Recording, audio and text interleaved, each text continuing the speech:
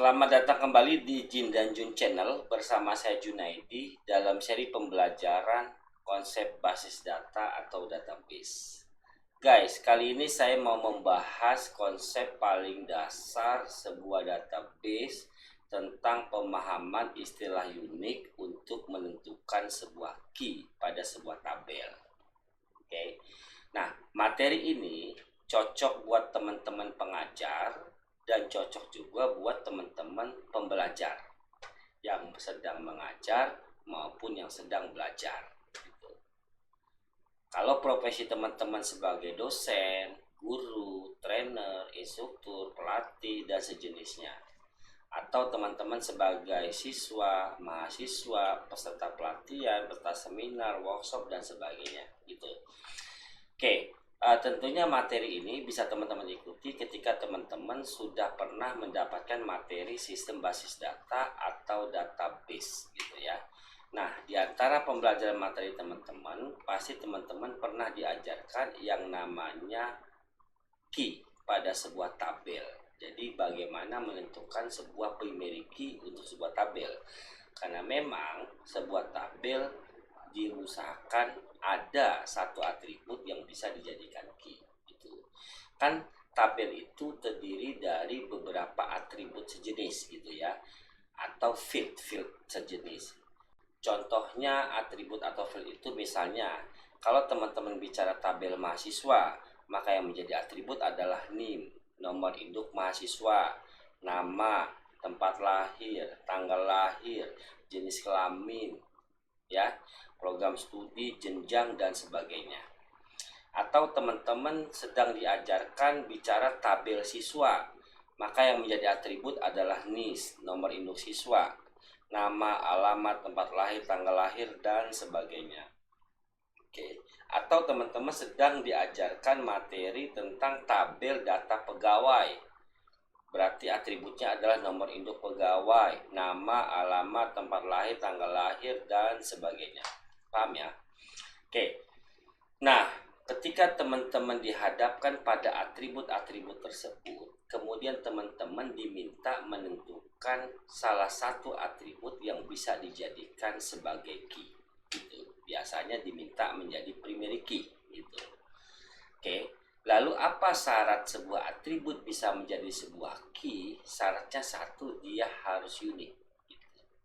Unik itu apa? Unik itu artinya tidak ada yang sama, tidak duplikat gitu.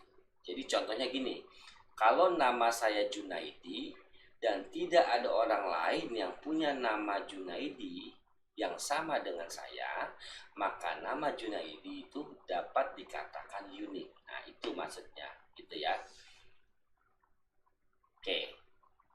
Nah, yang saya maksud di materi ini adalah jangan salah kaprah dalam menentukan istilah unik untuk dapat menjadikan sebuah atribut sebagai key. Contoh begini. Ketika saya ambil contoh yang pertama teman-teman mahasiswa. Ketika sang dosen mengajarkan kita bicara materi tabel mahasiswa. Oke. Lalu dia dikatakan terdapat atribut NIM, nama, alamat, tanggal lahir, dan sebagainya. Kira-kira atribut mana yang bisa dijadikan sebagai key? Syaratnya harus unik gitu. Lalu ada teman-teman mahasiswa menjawab, nama Pak yang bisa dijadikan key gitu.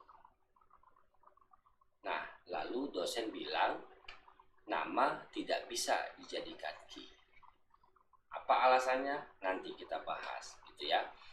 Lalu mahasiswa kedua menjawab NIM bisa dijadikan sebagai key. Lalu dosen bilang betul, NIM bisa menjadi sebuah key. Apa alasannya? Nanti kita jelaskan. Oke. Udah ya. Ada dua versi tadi yang dijawab bahwa nama dijadikan key. Lalu dosen bilang tidak bisa nama dijadikan key. NIM dijadikan key, lalu dosen bisa NIM dijadikan key.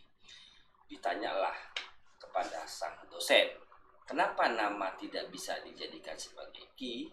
Maka dosen mengambil sebuah sampel perumpamaan. di kelas ini ada nggak nama yang sama? Misalnya Junaidi, ada nggak Junaidi yang lain gitu kan? Dibilanglah sama mahasiswa, nggak ada pak, kelas ini nggak ada yang sama namanya. Oke, lalu dosen tadi memperluas ruang lingkupnya dengan mengatakan, kalau di kelas ini tidak ada yang sama, di kampus ini ada nggak yang sama? Kayaknya sih nggak ada gitu. Kalau memang nggak ada, di kota ini ada nggak yang sama? Atau di Indonesia ini ada nggak nama yang sama? Nah, ketika ruang lingkupnya menjadi kota atau menjadi negara, maka mahasiswa pun menjawab, kalau itu mah kemungkinan ada yang sama, Pak. Maka dosen mengatakan, karena kemungkinan ada yang sama, itulah yang menyebabkan nama tidak bisa menjadi ki karena tidak unik. Sehingga nama gugur menjadi sebuah ki. Mahasiswa bilang, oh iya juga ya. Oke. Gitu oke. Nah, kenapa NIM bisa dikatakan bisa menjadi ki? Ditanya pula lah sama dia, di kelas ini ada nggak NIM yang sama? Nggak ada pak. Kita NIM-nya beda-beda. Oke, itu aja harusnya bisa dijadikan dasar ki. Di kampus ini ada nggak NIM yang sama? Dikatakan ya nggak ada pak. Kan satu mahasiswa satu NIM. Setiap masuk dikasih NIM baru. Oke, ya sudah. Berarti di kelas, di kampus tidak ada NIM yang sama. Itulah yang membuat NIM bisa menjadi ki karena unik. Di mana uniknya tidak ada yang sama antara mahasiswa. Betul? Betul. Nah, saya mau katakan jangan salah kaprah memahami istilah unik untuk menentukan sebuah ki. Saya bilang begini, ketika dosen dengan serta-merta mengatakan bahwa nama tidak bisa menjadi ki dengan sampel kelas, kampus, kota, dan negara, itu salah. Nama bisa menjadi ki gitu. Kenapa? Nanti saya jelasin gitu ya. Karena ini intinya nih gitu, oke. Nah, ketika dosen dengan serta-merta mengatakan NIM bisa menjadi nama dengan sampel kelas, kampus, maka dia menjadi unik, itu juga salah. Oke, saya jelaskan sekarang gimana salahnya. Kalau memang nama gugur menjadi ki karena keunikannya hilang, sebab di sebuah kota atau negara bisa jadi ada nama yang sama, kenapa pertanyaan yang sama tidak dilontarkan terhadap NIM mahasiswa? Gitu. Apakah di kelas ini ada yang sama? Apakah di kampus ini ada NIM yang sama? Apakah di kota ini atau negara ini ada NIM yang sama? Nah, ketika ruang lingkupnya menjadi kota dan negara, maka saya katakan kemungkinan ada NIM yang sama. Gimana ceritanya? Kan NIM itu dibuat dengan struktur tertentu. Contohlah misalnya, satu kampus memberikan NIM mahasiswa 8 digit. 8 digit ya, di mana 4 digit pertama tahun masuk, 4 digit kedua nomor urut. Anggaplah saya masuk tahun 2020 orang pertama. Berarti NIM saya 2020 0001. Betul kan? Karena saya orang pertama yang masuk di tahun 2020, sehingga saya punya NIM 2020 001. Oke, pertanyaan saya, apakah kampus yang lain ketika teman-teman bicara di kota dan di negara, berarti kan banyak kampus dan setiap kampus memiliki beberapa mahasiswa. Kemungkinannya adalah antar kampus bisa jadi menggunakan struktur NIM yang sama. Contoh tadi kampus A menggunakan 8 digit untuk NIM dengan 4 digit tahun masuk dan 4 digit nomor urut. Bisa jadi kampus B, kampus C, kampus D itu menggunakan struktur yang sama dengan 4 digit tahun masuk, 4 digit nomor urut. Kalau memang ada struktur yang sama di kampus yang berbeda, berarti secara ruang lingkup kota dan negara bisa jadi ada NIM yang sama. Betul ya? Nah, dengan pernyataan tadi bahwa NIM harusnya gugur sebagai key karena nama dilontarkan di ruang lingkup kota dan negara. Kalau NIM dilontarkan di ruang lingkup kota dan negara pun harusnya gugur sebagai key. Itu. Nah, lalu apa dibalik yang benar, Pak? Nama menjadi primary key, NIM tidak bisa menjadi primary key. Itu juga salah. Loh, bagaimana yang benar? Nah, inilah intinya gitu. Jangan salah kaprah memahami istilah unik untuk menentukan sebuah key. Oke guys, kita masuk pada intinya. Saya mau bilang bahwa keunikan sesuatu harus diukur dengan ruang lingkup. Paham ya? Keunikan sesuatu harus diukur dengan ruang lingkup. Nggak bisa unik itu nggak diukur dengan ruang lingkup. Contoh misalnya, saya bilang, saya adalah anak paling ganteng. Gitu. Percaya nggak teman-teman? Ada yang percaya, ada yang enggak, ada yang ragu, ada yang nggak yakin, ada yang ketawa, gitu ya. Jawabannya beragam. Kenapa? Karena saya tidak dengan tegas mengatakan dalam ruang lingkup apa. Nah, beda kalau saya bilang, saya adalah anak paling ganteng di keluarga saya dari 3 bersaudara. Nah, itu bisa jadi benar gitu ya. Kenapa? Karena anak kakak dan adik saya semuanya perempuan. Berarti saya menjadi orang paling ganteng di keluarga saya. Betul kan? Maka itu adalah unik gitu. Nggak ada yang ganteng lagi melainkan saya di keluarga saya itu. Gitu kan? Atau contoh kedua, si A adalah siswa paling pintar di kelasnya. Iya benar, karena nilainya paling tinggi di kelasnya. Tetapi pertanyaannya, apakah dia menjadi paling pintar ketika bicara satu sekolah? Bisa jadi di kelas yang berbeda ada yang lebih tinggi, kan gitu kan? Tetapi bicara dalam kelas memang dia paling pintar. Nah, itulah unik gitu. Nah, maksud saya tadi bahwa penentuan unik harus ditentukan dengan luar lingkup. Oke. Bahwa nama bisa menjadi unik ketika ruang lingkupnya berada dalam keluarga. Misalnya gitu. Misal ada satu keluarga memiliki 6 anak dengan satu ayah, satu ibu, anaknya 6. Betul ya? Oke. Nah, di ruang lingkup keluarga itulah nama bisa menjadi unik. Kenapa? Karena bisa jadi dari ke-6 anaknya tidak ada nama yang sama gitu. Wow, anak kembar aja dibedain kok. Namanya Nova, Novi, Silva, Silvi, kan begitu. Nah, berarti bicara nama bisa jadi unik dan ditentukan sebagai key bisa dalam ruang lingkup keluarga. Gitu.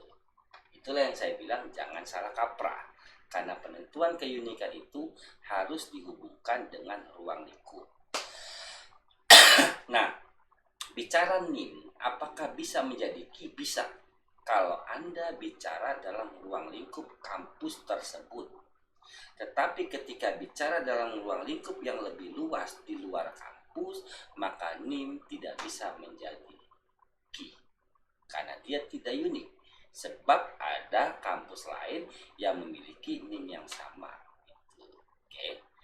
Itulah sebabnya secara lokal Anda punya yang namanya NIM. Tetapi secara nasional mahasiswa memiliki NIRN, nomor induk registrasi mahasiswa. Tetapi kalau secara lokal nomor induk mahasiswa. Contoh kedua, siswa. Bicara sistem untuk sebuah sekolah, maka NIS bisa menjadi unik. Tetapi bicara sistem sekolah secara global, maka NIS tidak bisa menjadi unik karena bisa jadi antar sekolah memiliki NIM yang sama. Itu sebabnya sebagai siswa secara nasional ada yang namanya NISN, nomor induk siswa nasional.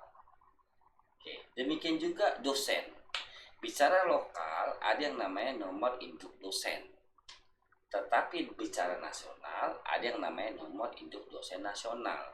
Berarti kalau teman-teman sedang membuat sistem untuk lokal kampus tersebut, maka NID nomor induk dosen bisa menjadi unik, tetapi ketika bicara secara global nggak bisa NID menjadi key gitu, men. Mata kuliah, bicara mata kuliah, bicara lokal, kode mata kuliah itu bisa jadi menjadi sebuah key. Tetapi bicara global, kode mata kuliah tidak bisa menjadi sebuah key. Karena bisa jadi antar kampus memiliki kode mata kuliah yang sama, tetapi nama mata kuliahnya berbeda. Itu. Jadi inti dari pembahasan saya adalah tentang jangan salah kaprah.